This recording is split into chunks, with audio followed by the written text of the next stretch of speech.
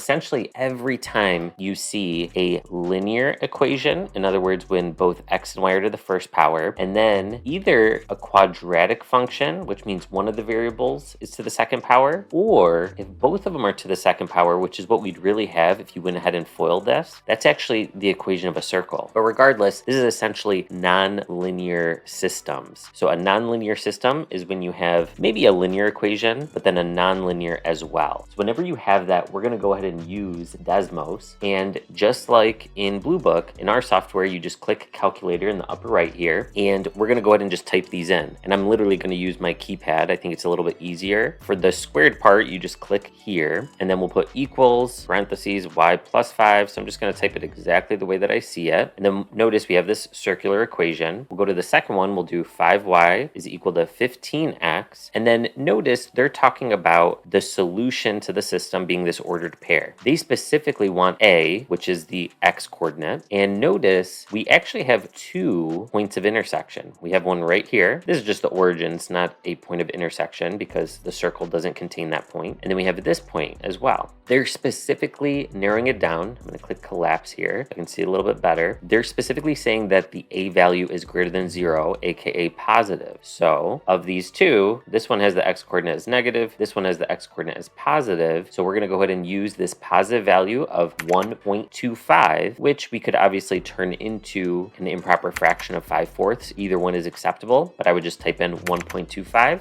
and call it a day.